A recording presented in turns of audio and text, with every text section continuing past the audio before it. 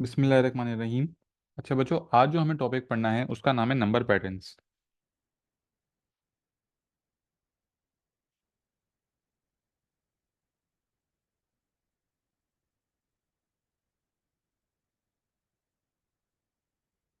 Number patterns में क्या हो रहा होता है, आपके पास डिफरेंट नंबर्स का एक पैटर्न होता है और आपको फिर वो पैटर्न फिगर आउट करना होता है। उस पैटर्न की इक्वेशन फिगर आउट करनी होती है और उसके उस पैटर्न में आगे कौन कौन से नंबर्स आएंगे वो आपको बताने होते हैं। ठीक है, तो उसकी कुछ टेक्निक्स हैं।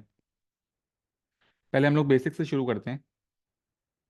एक एग्जाम्पल हम लोग बनाते हैं।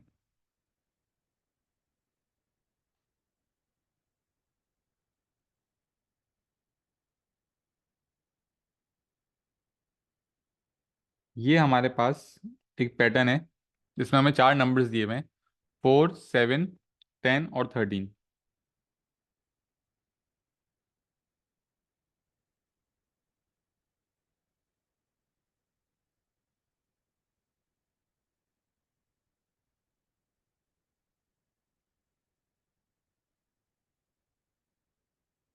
पहले बेटा मैं सवाल लिख रहा हूँ, फिर मैं आप लोगों को एक साथ एक्सप्लेन करता हूँ।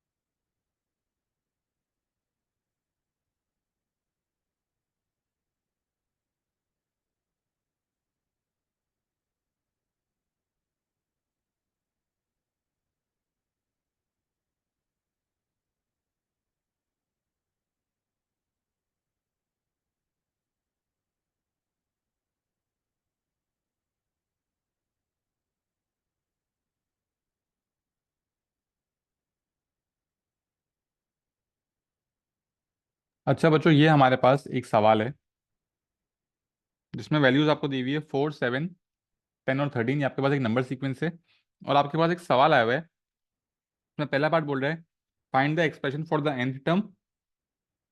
पार्ट बी बोल रहा है फाइंड द 50th टर्म। और पार्ट सी बोल रहा है given that the kth term is 76, find the value of k। अच्छा बच्चों, अब सबसे पहले सबसे बेसिक बात करते हैं। आप लोग मुझे एक बात बताओ, इस पैटर्न में आप लोगों को क्या चीज़ नज़र आ रही है? इस पैटर्न में कोई चीज़ नज़र आ रही है आप लोगों को? इस पैटर्न में क्या हो रहा है? जरा मुझे चैट बॉक्स में बताएं कि इस पैटर्न में हो क्या रहा है।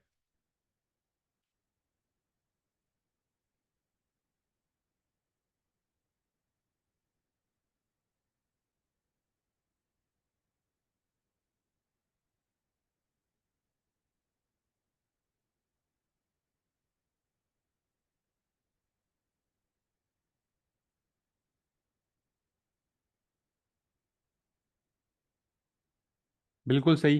+3 का डिफरेंस है। यहाँ पे 3 का डिफरेंस है, यहाँ 3 का डिफरेंस है, यहाँ 3 का डिफरेंस है। तो हो क्या रहा है बेसिकली, आपका पैटर्न 3 से इंक्रीज हो रहा है और सब में 3 का ही फर्क है ना। तो जब सब में सेम फर्क होता है, यहाँ से यहाँ +3 है, यहाँ से यहाँ +3 हो रहा है और यहाँ से यहाँ +3 हो रहा है। अब आप लोग देख रहे हो कि इस पैटर्न में जो है वो एक ही नंबर से आपका पैटर्न इंक्रीज हो रहा है जो कि 3 है। तो जब आपका पैटर्न एक ही नंबर से इंक्रीज हो रहा होता है तो हम उसे बोलते हैं अरिथमेटिक प्रोग्रेशन। क्या बोलते हैं बच्चों? Arithmetic progression. अरिथमेटिक प्रोग्रेशन क्या होती है? जब आपका पैटर्न जो है वो किसी सेम नंबर से इंक्रीज हो रहा होता है। ठीक है। अब आप लोगों ने मुझे यहाँ पे चैट बॉक्स में बताया है कि डिफरेंस जो है वो आ रहा है 3 का। बिल्कुल सही बात है। अच्छा, तो डिफरेंस निकालने का तरीका क्या है?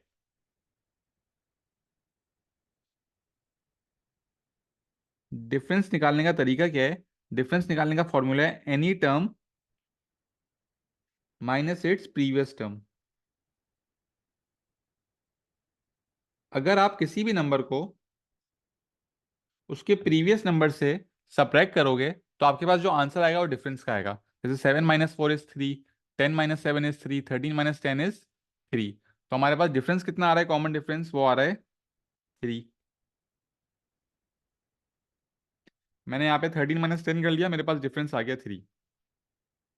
अब बच्चों, पहले सवाल में मुझसे मांगा क्या है, find the expression of the nth term. जब भी आपके पास एक्सप्रेशन मांगा जाए और आपके पास एक अर्थमेटिक प्रोग्रेशन हो, मतलब सेम डिफरेंस हो हर तरफ, तो आपके पास एक बेसिक सा फॉर्मूला है जो आप लोगों को याद रखना है। वो फॉर्मूला क्या है हमारे पास, वो फॉर्मूला है a+n - 1d। ठीक है, ये हमारे पास फॉर्मूला है। अब इसमें हमारे पास जो a है वो है फर्स्ट टर्म, n जो है वो है नंबर ऑफ टर्म्स,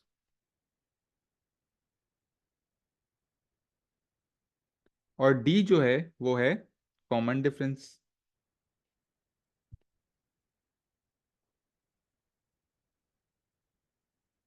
ठीक है, तो हुआ क्या, आपके पास एक पैटर्न था जिसमें नंबर्स जो हैं वो सेम थे। ठीक है, जब नंबर सेम है तो हमने क्या बोला, ये हमारे पास एक अर्थमेटिक प्रोग्रेशन है। और अर्थमेटिक प्रोग्रेशन का हमारे पास एक बेसिक फॉर्मूला है, वो क्या है, a+n - 1d। जी हमजा, सही बोल रहे हो आप। अभी आंसर किस तरह आ रहा है मैं आपको ये बता रहा हूँ। ये आपके पास आ गया फॉर्मूला। अब बच्चों मुझे एक बात बताओ, इस सवाल में हमारे पास ए क्या होगा, इस पैटर्न में ए क्या होगा।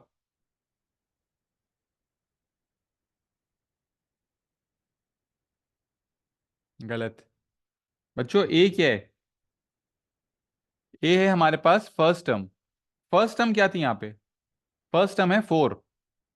तो हमारा ए जो है वो होगा 4 प्लस नंबर ऑफ टर्म्स हमें नहीं पता, और डिफरेंस अभी मैंने निकाला था, डिफरेंस आ रहा था 3। इस पैटर्न का डिफरेंस कितना था, इस पैटर्न का डिफरेंस था 3। अब आप इस ब्रैकेट को 3 से मल्टीप्लाई कर लोगे। 4+3 × n = 3n, -1 × 3 = -3, और फिर 4 - 3 जो है वो हो जाएगा 1।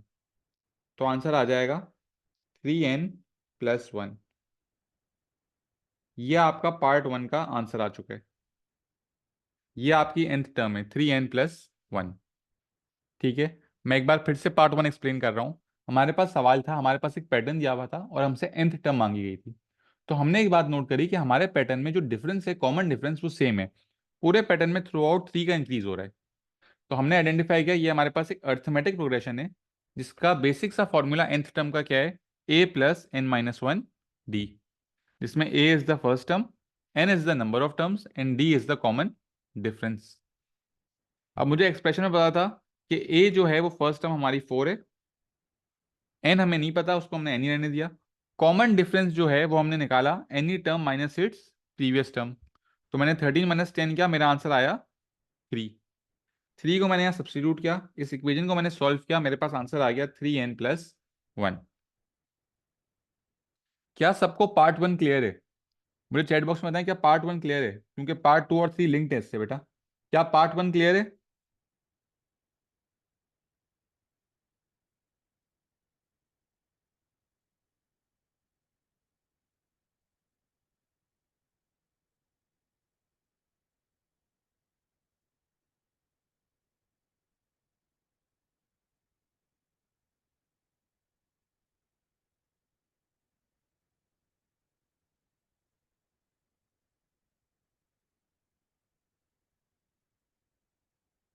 ठीक है, पार्ट 2 पे आते हैं।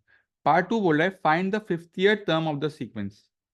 अब बच्चों पार्ट 1 में एग्जामिनर जो है ना आपसे इक्वेशन बनाता है इसीलिए ताकि आप आराम से 50th टर्म निकाल सको। अब कुछ बच्चे क्या करते थे, फर्स्ट टर्म 4 है, सेकंड टर्म 7 है, थर्ड टर्म 10 है, फोर्थ टर्म 13 है, तो फिर काउंट करते थे। फिफ्थ टर्म 16 होगी, फिर 19, फिर 22, 25, इस तरह काउंट करने बैठ जाते थे।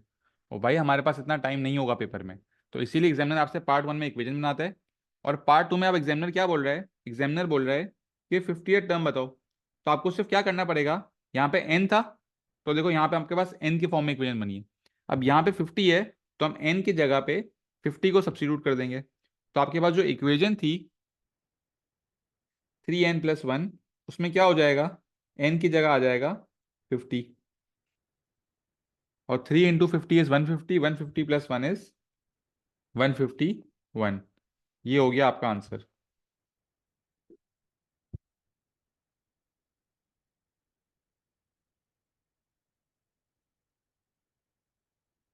ठीक है, और अब पार्ट 3 की बात करते हैं।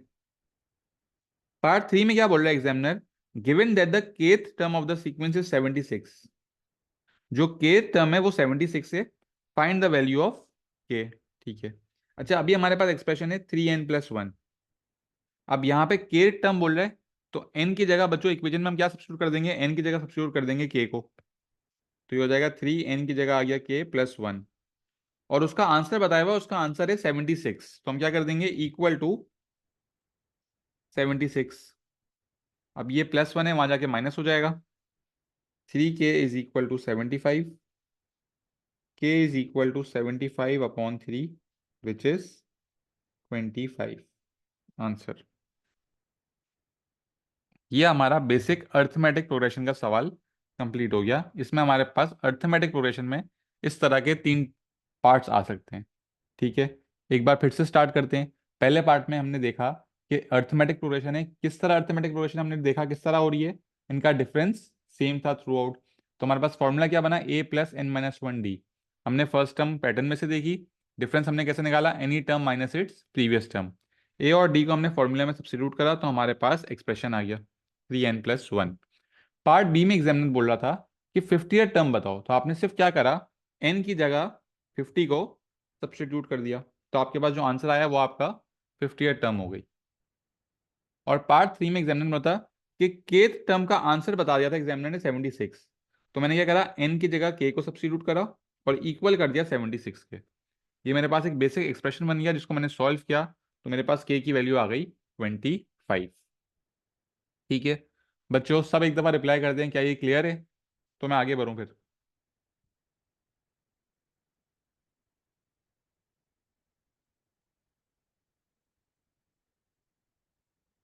ठीक है, चलो आगे बढ़ते हैं भाई। अच्छा अभी हमने पढ़ा कि हमारे पास पैटर्न जो है इसमें एक डिफरेंस होगा कॉमन, तो हम उसको बोलेंगे अर्थमेटिक प्रोग्रेशन। अब हम लोग थोड़ी आगे बात करते हैं कि अगर हमारे पास एक पैटर्न है जो अर्थमेटिक ना हो, if a sequence is not arithmetic,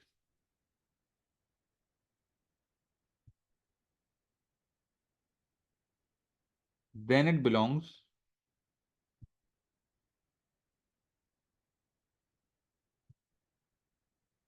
to one of the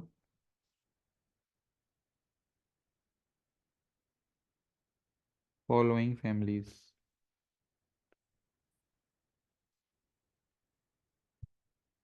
ठीक है, अगर एक प्रोग्रेशन जो है वो अर्थमेटिक नहीं है, तो वो इन 3 फैमिलीज पे बिलोंग करेंगी जो मैं अभी आपको बता रहा हूँ। एक हमारे पास होते हैं भाई स्क्वायर नंबर्स,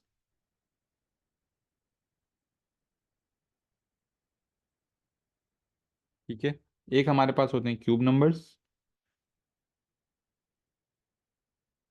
और फिर तीसरे हमारे पास होते हैं ट्राइंगल नंबर्स।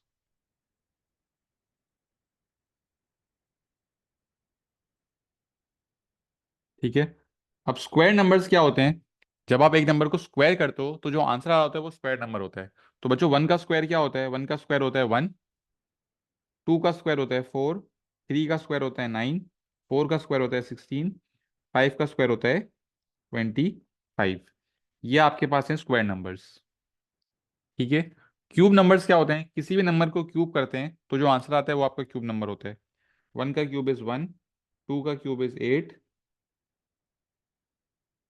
3 का क्यूब इज 27, 4 का क्यूब इज 64, 5 का क्यूब इज 125। और इसके बाद ट्राइंगल नंबर्स क्या होते हैं, ट्राइंगल नंबर्स में डिफरेंस आपका एक से इंक्रीज हो रहा होता है। जैसे अगर आपका डिफरेंस पहले 1 है, तो उसमें 2 ऐड होने के बाद 3 आएगा, फिर 3 ऐड होने के बाद 6 आएगा, फिर 10 आएगा, फिर 15 आएगा। तो हो क्या रहा है, यहाँ पर डिफरेंस 2 का है, फिर 3, फिर 4, फिर 5, इसी तरह आगे 6 का होगा, फिर 7 का होगा, फिर 8 का होगा, और आपके आंसर्स आ रहे होंगे। तो ये नंबर्स क्या होते हैं, ये होते हैं ट्राइंगल नंबर्स, ये होते हैं क्यूब नंबर्स, और ये होते हैं स्क्वायर नंबर्स। अब होता क्या है, आपके पास अगर इन तरह के पैटर्न्स हैं, या तो ये पैटर्न आ जाए, या तो ये पैटर्न आ जाए, या तो ये पैटर्न आ जाए, तो इनका nth टर्म आपसे एग्जामिनर मांगेगा, तो आप किस तरह बताएंगे? Explain triangle number second. Harish बेटा, ट्राइंगल नंबर्स क्या है?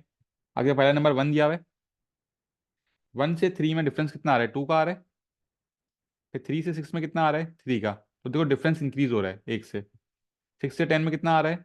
4 का। 10 से 15 में 5 का। अगला कितना आएगा डिफरेंस? 6 का। 15 + 6 कितना होगा? 21। इस तरह ये आगे नंबर्स बढ़ रहे होते हैं। तो इस तरह के नंबर्स को हम बोलते हैं, इस पैटर्न को हम बोलते हैं ट्राइंगल नंबर्स।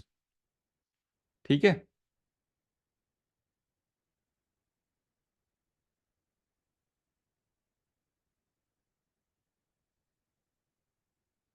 अब एग्जामिनर हमसे जब पैटर्न देता है, तो एग्जामिनर हमसे मांगता है nth टर्म। एग्जामिनर हमसे क्या मांगता है? एग्जामिनर हमसे मांगता है nth टर्म। जैसे अभी हमने यहाँ पे अर्थमेटिक प्रोग्रेशन की nth टर्म निकाली थी इस फॉर्मूला से। ठीक है। तो अब हमारे पास अगर स्क्वायर नंबर्स होंगे, तो स्क्वायर नंबर्स का nth टर्म क्या होगा? स्क्वायर नंबर्स का फॉर्मूला होगा एन स्क्वायर। स्क्वायर नंबर्स का फॉर्मूला क्या होगा बच्चों? स्क्वायर नंबर्स का फॉर्मूला होगा एन स्क्वायर। क्यूब नंबर्स का फॉर्मूला क्या होगा? क्यूब नंबर्स का फॉर्मूला होगा एन क्यूब। और इसी तरह ट्राइंगल नंबर्स का फॉर्मूला होगा 1/2 एन ब्रैकेट n+1। ये आपके nth टर्म के फॉर्मूलाज होंगे। अगर स्क्वायर नंबर्स का nth टर्म मांगा जाएगा तो एन स्क्वायर होगा। क्यूब नंबर्स का nth टर्म मांगा जाएगा वो एन क्यूब होगा। और ट्राइंगल नंबर्स का nth टर्म मांगा जाएगा वो क्या होगा? 1/2 एन ब्रैकेट n+1। ठीक है। तो अभी तक हमने 4 पैटर्न्स कौन कौन से देख लिए? एक हमने देखे अर्थमेटिक प्रोग्रेशन के, जिसमें डिफरेंस जो है वो थ्रू आउट सेम था। फिर हमने एक देखा स्क्वायर नंबर्स, जिसमें स्क्वायर नंबर्स को स्क्वायर करके आंसर आ रहा है। एक हमने देखा क्यूब नंबर्स, जिसमें नंबर्स को क्यूब करके आंसर आ रहा है। और एक हमने देखे ट्राइंगल नंबर्स, जिसमें डिफरेंस जो है वो आहिस्ता आहिस्ता इंक्रीज हो जा रहा है। क्या ये सब क्लियर है? क्या स्क्वायर, क्यूब और ट्राइंगल नंबर्स क्लियर है बच्चों?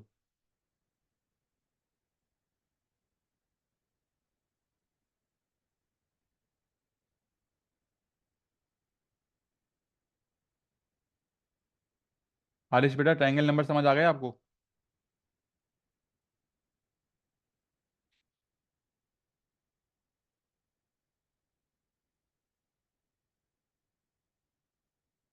ठीक है। थोड़ी सी आगे बात करते हैं कि अगर हमारे पास, अब आप एक बात नोट करो कि यहाँ पे स्क्वायर नंबर, क्यूब नंबर और ट्राइंगल नंबर्स, ये तीनों जो है वो 1 से शुरू हो रहे थे। ठीक है। जब ये 1 से शुरू होंगे ना बच्चों, तो हमारे पास ये फॉर्मूला होगा nth टर्म का, जो मैंने लिखवाया हुआ है। तो अगर ये 1 से शुरू नहीं हो रहे होंगे, तो क्या होगा? अब ये देखते हैं। सवाल क्या बन गया हमारा? What happens if square slash cube slash triangle numbers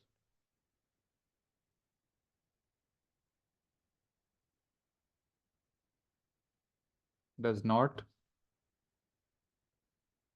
start from 1।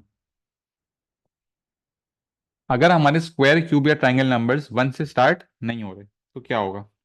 पहले हम बात करते हैं स्क्वायर नंबर्स की।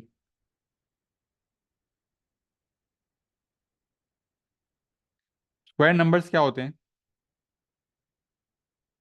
ओरिजिनली स्क्वायर नंबर्स होते हैं 1, 4, 9, 16 और 25। तो अभी हमारा nth टर्म जो है वो है एन स्क्वायर। ठीक है। तो अगर ये नंबर 1 की जगह 1 से आगे से शुरू हो, मतलब 4 से शुरू हो या 9 से शुरू हो, तो क्या होगा? अगर मैं एक बात लिखूं यहाँ पे, अब अगर नंबर्स आगे वाले नंबर से शुरू हो रहे हैं, तो इसका मतलब हुआ they are shifting forwards. Shift forward. अगर मैं अपना नंबर जो है वो 4 से शुरू करूं, 4, 9, 16, 25। ठीक है, 1 की जगह 4 से शुरू हुआ है, तो आप देखो एक आगे से शुरू हुआ है, तो आप क्या करोगे, n की जगह अब आ जाएगा n+1। क्या हो रहा होगा, n की जगह क्या आ जाएगा, अब n+1 आ जाएगा, क्योंकि ओरिजिनली 1 से शुरू हो रहा था, 1 हमारा n था ना। अब एक आगे से शुरू कर रहे हैं हम लोग, तो हम लोग क्या कर देंगे, n को n+1 में कन्वर्ट कर देंगे। तो अगर आपके पास कभी एग्जाम में ये सवाल लिखा हुआ है और एग्जामिनर आपसे पूछ रहा है भाई इसका nth टर्म बताओ, तो आप देख रहे हो कि ये स्क्वायर नंबर्स हैं, 4, 9, 16, 25, ये चारों स्क्वायर नंबर्स हैं, लेकिन ये 1 से शुरू नहीं हो रहे हैं, ये आगे से शुरू हो रहे हैं। तो आप n की जगह क्या लिख दोगे, n की जगह आप लिख दोगे n+1। तो यहाँ पे जब nth टर्म n स्क्वायर थी, तो यहाँ की nth टर्म क्या हो जाएगी बच्चों, यहाँ की nth टर्म हो जाएगी n+1 का होल स्क्वायर।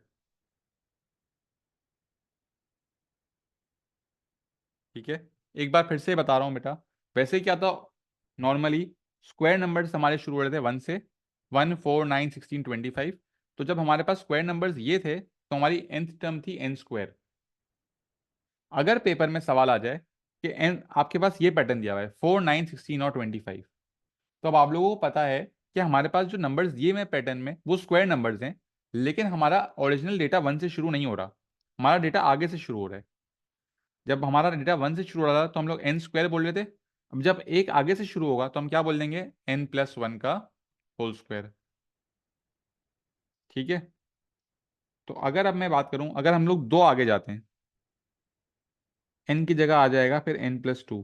जैसे अगर मैं 9 से शुरू करता हूँ, 9, 16, 25, 36 इस तरह, तो बच्चों अब मेरा nth टर्म का फॉर्मूला क्या बन रहा होगा,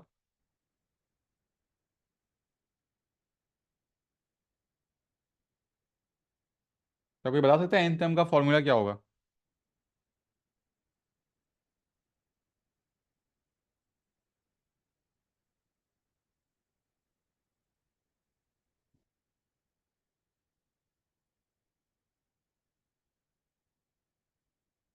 वेरी गुड बच्चों, अब हमारे पास फॉर्मूला हो जाएगा n+2 का होल स्क्वायर। तो बच्चों आप लोग सवाल समझ लो, देखो आपके पास ये सवालों में ये पैटर्न्स आ रहे होंगे, और आपको जो है वो nth टर्म बतानी होगी। तो मैं आपको बता रहा हूँ कि किस किस तरह के सवाल आ सकते हैं। अगर नॉर्मल इस तरह का सवाल आएगा, आप लोग के स्क्वायर नंबर्स हैं n स्क्वायर, अगर एक आगे से शुरू हुआ तो ये क्या बन जाएगा, n+1 का स्क्वायर, अगर दो आगे से शुरू हुआ तो ये क्या बन जाएगा, n+2 का स्क्वायर। और फिर हमारे पास एक चीज होती है बैकवर्ड शिफ्ट।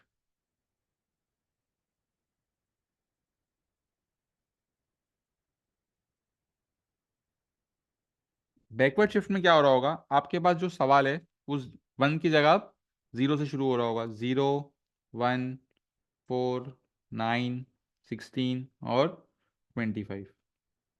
क्या कोई मुझे बता सकता है यहाँ पे nth टर्म क्या हो जाएगा।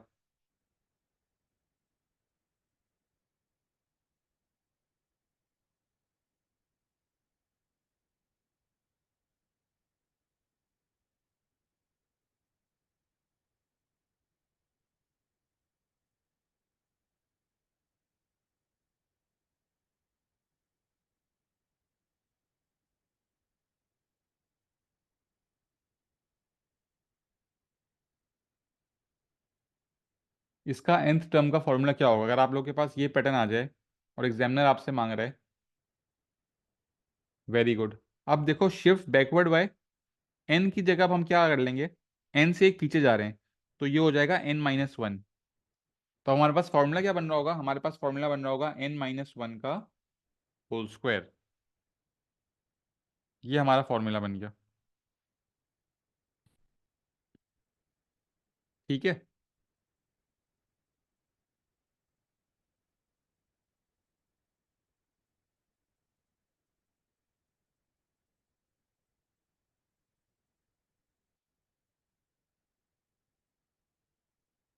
एक दफ़ा फिर से रिपीट कर देता हूँ मैं, ताकि आप लोगों को आगे क्यूब नंबर्स और ट्राइंगल नंबर्स में मसला ना हो। हमारे पास डेटा था ओरिजिनल नंबर्स का 1, 4, 9, 16 और 25। नॉर्मली स्क्वायर नंबर्स जो हैं 1 से शुरू होते हैं, तो उनका nth टर्म था n स्क्वायर। अगर आपके पेपर में सवाल आ जाए 4, 9, 16, 25 और उसका nth टर्म मांगा वो, तो अब आप देखो, आप लोग एक फॉरवर्ड भर रहे हो, एक स्टेप आगे से शुरू हो रहा है आपका पैटर्न। तो आप n की जगह क्या करोगे, n की जगह आप यूज़ करोगे n+1। तो यहाँ पे आपने n की जगह n+1 को सब्स्टिट्यूट कर दिया, तो आपका आंसर आया n+1 का स्क्वायर। अगर आप पैटर्न को अपने 9 से शुरू कर रहे होगे तो आप 2 आगे से शुरू कर रहे हो, तो n की जगह क्या आ जाएगा, n की जगह आ जाएगा n+2। और इसी तरह अगर आप 0 से शुरू कर दो, बैकवर्ड शिफ्ट करो एक, तो आपका क्या हो जाएगा, n की जगह n-1। ठीक है। और एक और स्टार पॉइंट, कि बैकवर्ड शिफ्ट जो है वो कभी नेगेटिव नहीं हो सकती। ये मैं यहाँ लिख देता हूँ, बैकवर्ड शिफ्ट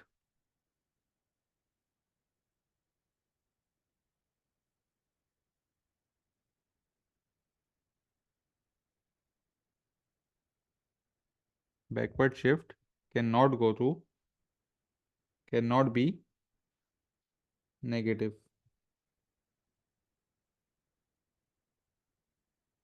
ठीक है बच्चों, क्या ये क्लियर है? जवाब दे दें सब, ताकि फिर हम लोग क्यूब नंबर्स और ट्राइंगल नंबर्स भी देख लें।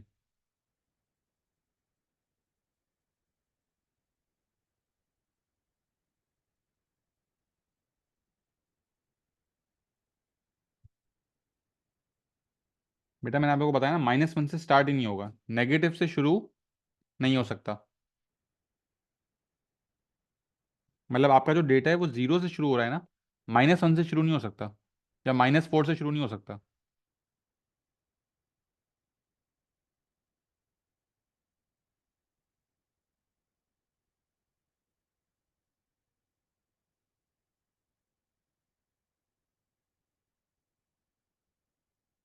ठीक है, अब बात करते हैं क्यूब नंबर्स की।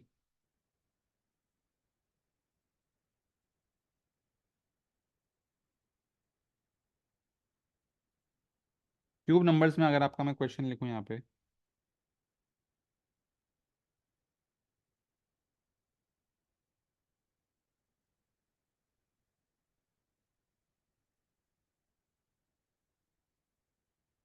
ओरिजिनली आपका डेटा क्या होता है क्यूब नंबर्स का, 1, 8, 27, 64। और इसका nth टर्म जो है वो आपके पास क्या होगा, उसका nth टर्म आपके पास होगा n³। तो अगर सवाल आ जाए,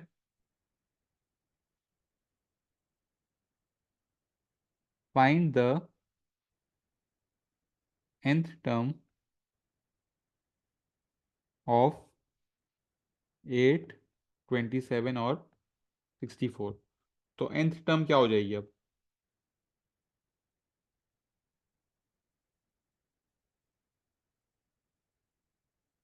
बच्चों मुझे चैट बॉक्स में बताओ, अगर आपके पास ये पैटर्न आएगा तो आपकी nth टर्म क्या होगी?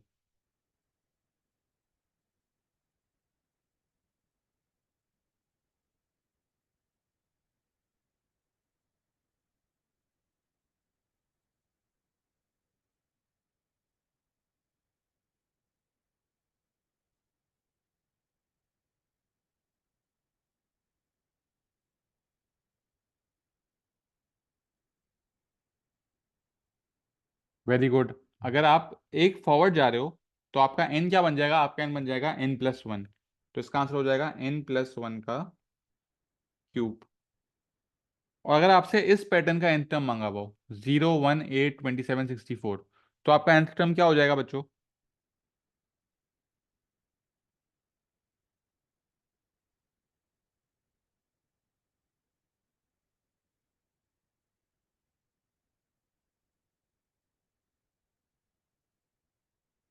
अब ये है हमारे पास शिफ्ट बैकवर्ड, वैसे 1 से शुरू होता है, अब एक पीछे से शुरू हो रहा है, तो ये हो जाएगा n-1 का क्यूब। वेरी गुड बेटा। ये nth टर्म आ गई। ये पेपर में हमसे एग्जामिनर ये पूछ रहा होता है nth टर्म। ठीक है, तो आप लोगों को सारे केसेस बता रहा हूँ। फिर ट्राइंगल नंबर्स देख लेते हैं।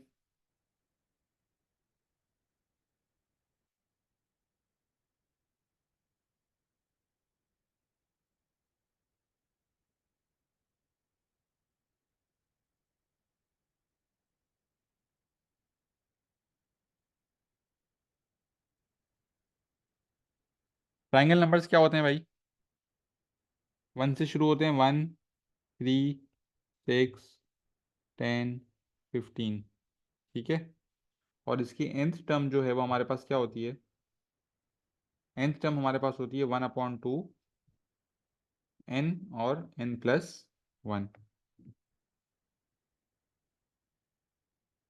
अब अगर आपके पास सवाल में एक सवाल आ जाए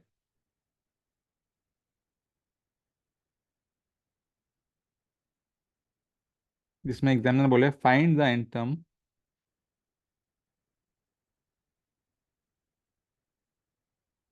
ऑफ 3, 6, 10, 15, तो अब क्या हो रहा होगा, n की जगह हमें n+1 सब्स्टिट्यूट करना है ना। तो आप लोग देखो यहाँ पे हमारे पास दो n है, तो इन दोनों n की जगह हमारे पास n+1 आ रहा होगा। तो इसको कैसे लिखेंगे, 1/2। पहले मैं इस n की जगह, पहले वाले n की जगह n+1 लिख रहा हूँ।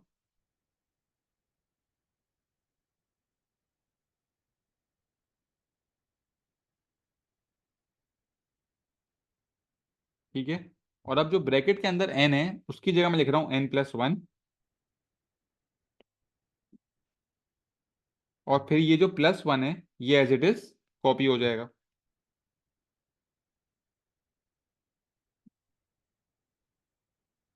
हमारे पास nth टर्म क्या था, 1/2 n और फिर n+1। इस n की जगह क्योंकि शिफ्ट फॉरवर्ड हो रहा था तो ये वाला n+1 आ गया, और फिर दूसरा जो n है उसकी जगह ये n+1 आ गया। एंड में जो +1 है वो एज इट इज कॉपी हो गया। तो हमारा फाइनल आंसर क्या हो जाएगा, 1/2 ब्रैकेट n+1 और n+2।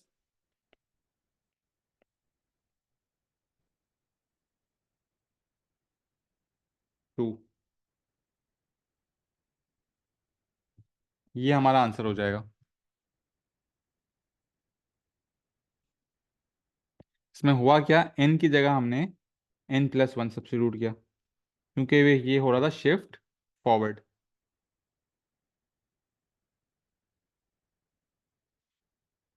एक और एग्जांपल देख लेते हैं इसकी। फाइंड द nth टर्म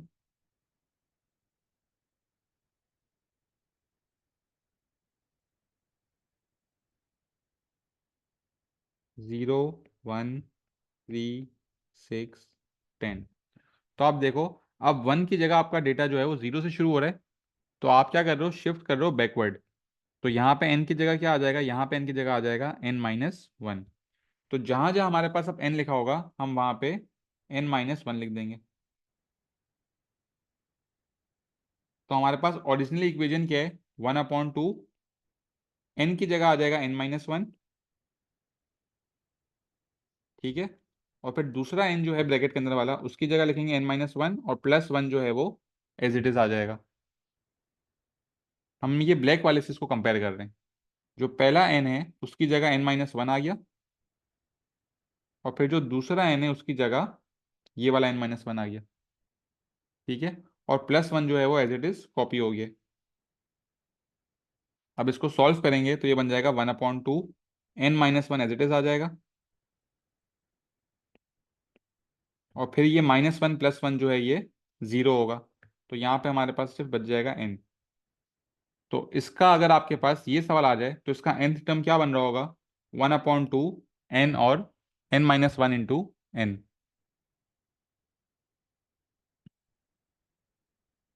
ये हो गए स्क्वायर नंबर्स, और सॉरी ये हो गए हमारे ट्राइंगल नंबर्स के पैटर्न्स, शिफ्ट बैकवर्ड और शिफ्ट फॉरवर्ड के।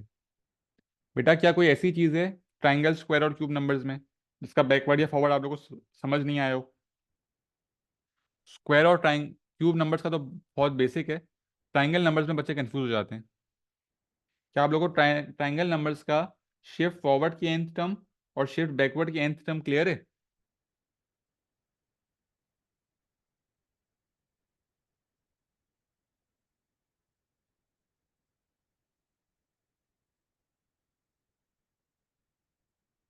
ठीक है।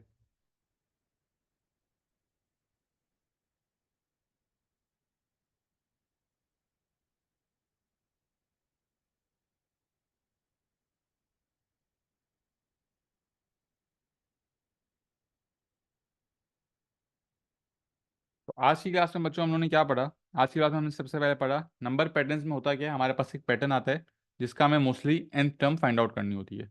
अगर हमारे पास डिफरेंस सेम होगा तो हमारी होगी ये अर्थमेटिक प्रोग्रेशन, जिसका फॉर्मूला क्या है, a plus n minus one d, where a is the first term, d is the common difference, n is the number of terms.